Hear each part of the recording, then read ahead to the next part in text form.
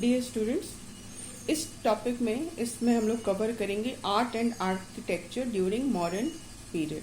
ठीक है, तो इस पीरियड में आर्ट एंड आर्किटेक्चर में 5 टाइप्स के हम लोग मॉन्यूमेंट्स देखते हैं। ठीक है, पहले है पैलेसेस यानी महल, फिर है स्तूप्स जो बौद्ध टेम्पल हैं, फिर है केव्स यानी गुफाएं जो कि बौद्ध भिक्षुओं के रहने के लिए या प्रेयर करने के लिए इस्तेमाल होती थी, विहार एंड चैत्य के फॉर्म में। ठीक है, पिलर्स हैं जो कि अशोक के द्वारा बनवाए गए थे, एंड रॉक एडिक्ट्स हैं।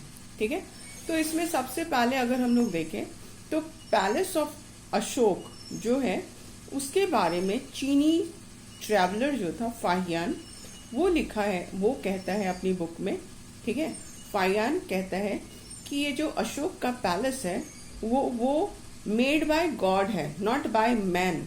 यानी वो उस पैलेस को देख के इतना आश्चर्यचकित हुआ, वो इतना सुंदर था, इतना विशाल था कि वो कहता है कि इसको भगवान ही बना सकते हैं, आदमी के द्वारा ये नहीं बनाया गया है।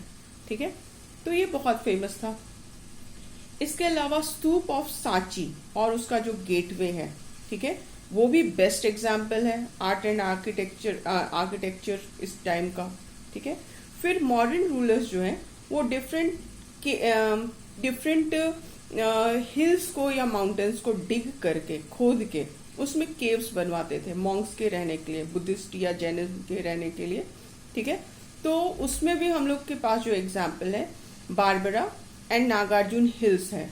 ठीक है, and Yakshi at Didarganj near Patna, ये केव्स बनवाई गई उनके लिए।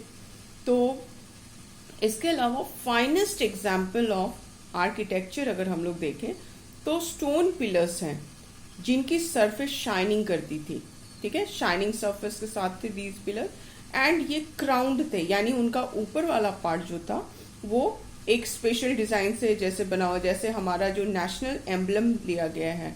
ठीक है, जिसपे कि धर्म चक्र भी बना हुआ है, ये इसी पिलर, ये जो पिलर बना हुआ है, पिलर जिसमें कि एनिमल फिगर है, जैसे चार तरफ लायन है। ठीक है, एंड उसी पे धर्म चक्र भी है। ठीक, और इसी को हम लोग नेशनल एम्बलम के तौर पे लिए हैं।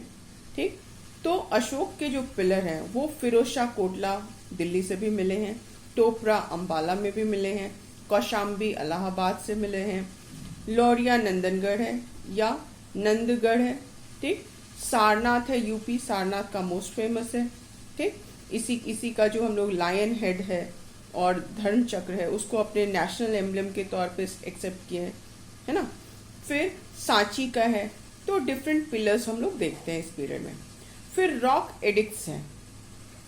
रॉक एडिक्ट्स कहते हैं जो शिलालेख, ठीक, उसमें जो आदेश दिया हुआ है कैसे क्या क्या फॉलो करना है, जैसे धम्म हम लोग पढ़े थे कि अशोक का जो धम्म था उसमें क्या करना है क्या नहीं करना है, इससे जो रिलेटेड आदेश था, उपदेश था, वो शिला पे लिखा जाता था क्योंकि वो मिटेगा नहीं ना। तो वो भी हम लोग रूपनाथ सेंट्रल प्रोविंस से हम लोग को मिला है, सहसराम से मिला है जो कि बिहार में है, एंड बैराट में मिला है जो राजस्थान में है। ठीक, इसके अलावा मोनेस्ट्रीज जहाँ पे मॉन्क्स रहते थे, मॉन्क्स यानी क्या, भिक्षु। ठीक है, तो इसमें जैन और बुद्धिज्म दोनों में ही थे ये। तो मोनेस्ट्रीज का भी फॉर्मेशन किया गया इस पीरियड में। तो इस पीरियड में हम लोग देखते हैं कि अशोक जहाँ पे अपने नेबर्स के साथ पीसफुल मैसेज को स्प्रेड कर रहा था।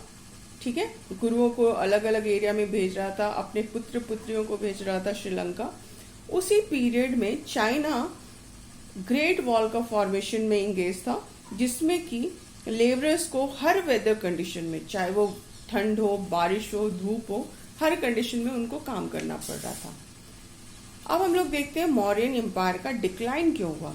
माना जाता है कि अशोक का ये पॉलिसी था कि वो किसी भी नेबर के साथ या कंट्री के साथ वॉर नहीं करेगा।